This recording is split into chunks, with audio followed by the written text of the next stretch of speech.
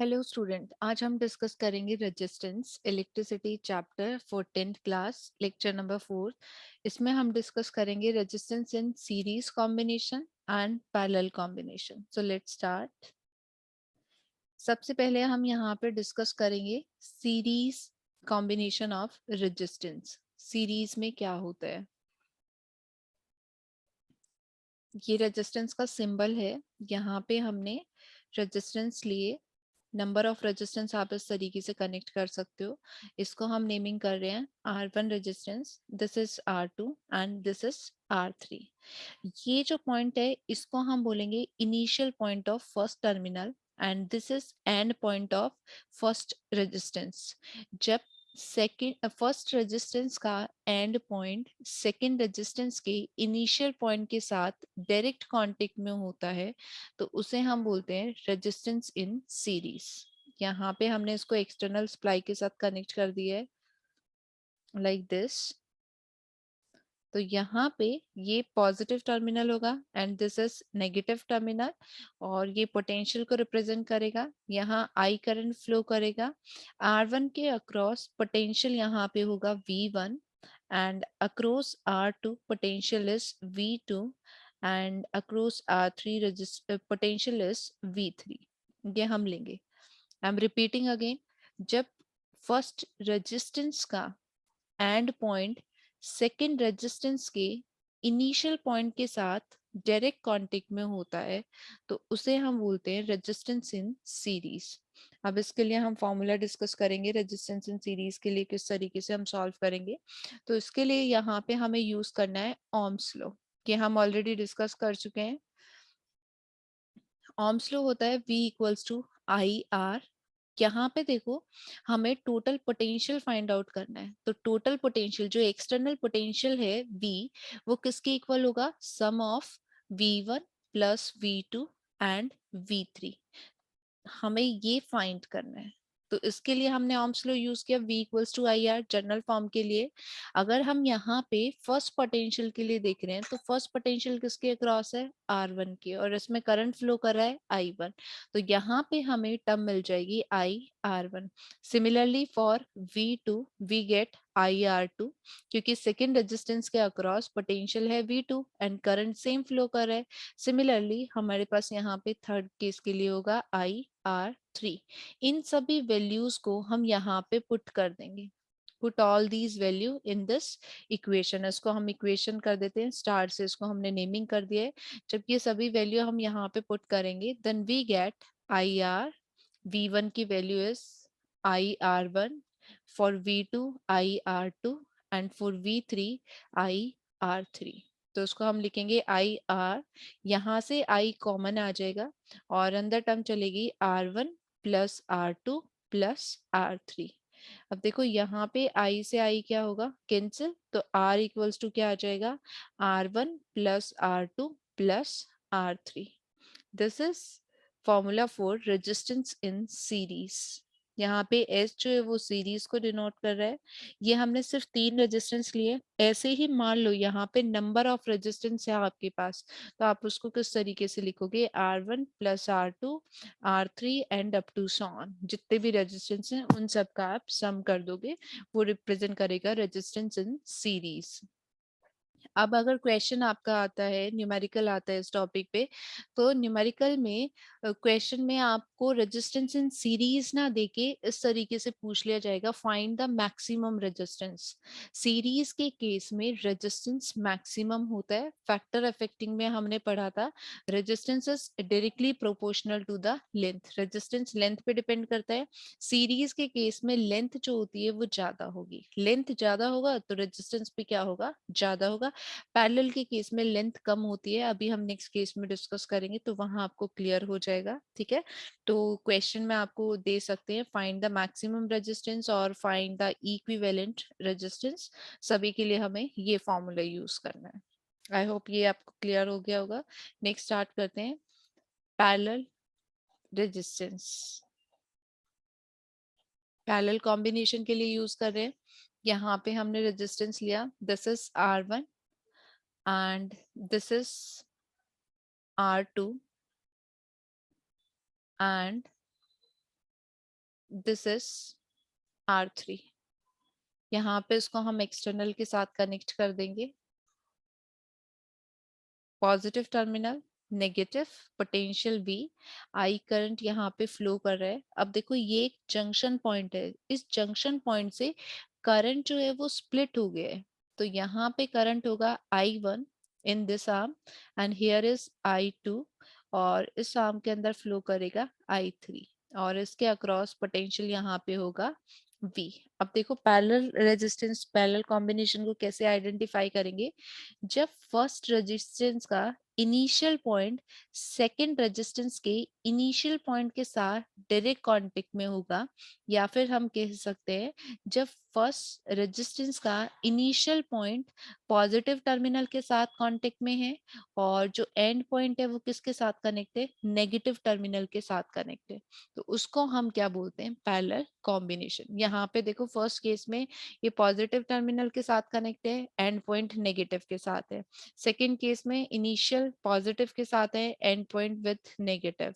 And R3 के case में भी सेम है, पॉजिटिव टर्मिनल के साथ, एंड पॉइंट जो है वो नेगेटिव टर्मिनल के साथ। अब हम इसके लिए फॉर्मूला फाइंड आउट करेंगे, तो इसके लिए हम यूज करेंगे same Ohm's law, which is V equals to IR।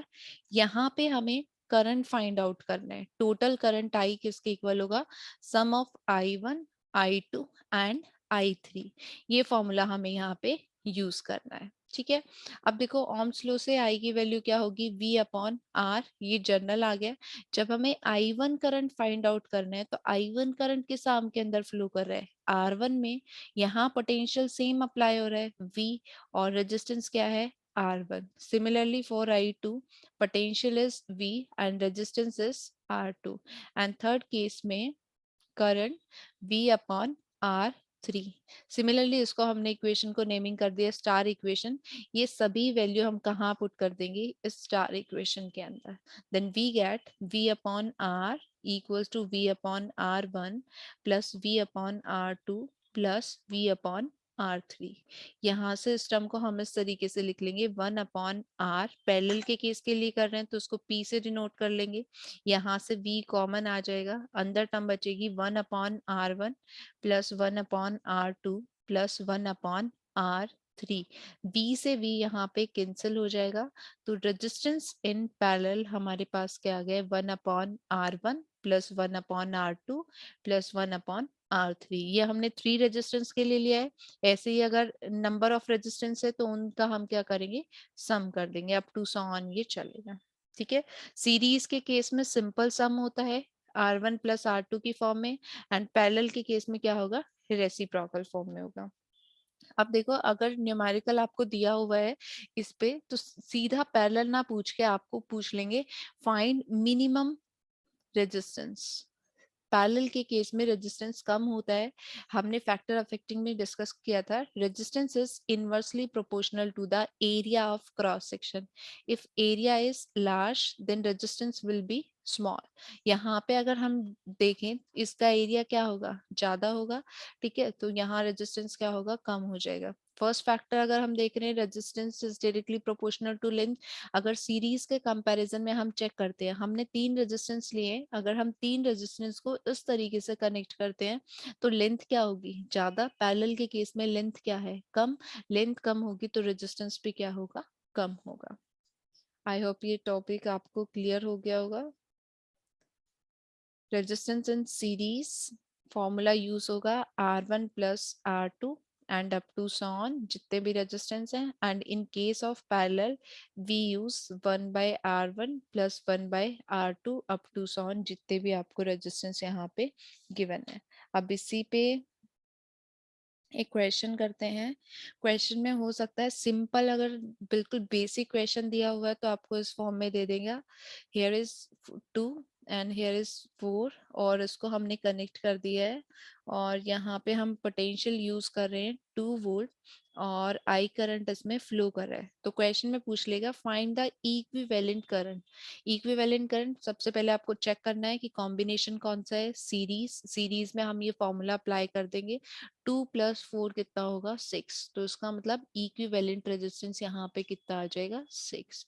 या फिर क्वेश्चन में पूछ लेगा इक्विवेलेंट वर्ड ना देके find the resistance in series, या फिर क्वेश्चन दे सकता है फाइंड द मैक्सिमम करंट। तो तीनों कंडीशन में आपको सेम फॉर्मूला अप्लाई करना है। सेकंड, इसी में आगे पूछ लेगा फाइंड द करंट, कितना करंट सर्किट में फ्लो कर रहा है। तो इसके लिए हम यहाँ पे फॉर्मूला यूज करेंगे ओम्स लॉ का, V equals to I R, I equals to V upon R. Here V is 2 and R is 6. So we get 1/3 ampere. तो करंट यहाँ पे फ्लो करेगा 1/3 फॉर्म में। सिंपल क्वेश्चन था ये। पैरेलल कॉम्बिनेशन में सिंपल इस तरीके से रहेगा, यहाँ पे आपको दे देंगे 3 रेजिस्टेंस दे दिए, 2 दे दिए, कितने भी आपको दे सकते हैं, लाइक 1, 2 एंड 3 ओम, ये आपको वैल्यू दे दिए और इसको कनेक्ट कर दिए एक एक्सटर्नल के साथ, जिसका पोटेंशियल आपसे बोल दिए कि फाइंड आउट करो कि कितना पोटेंशियल है।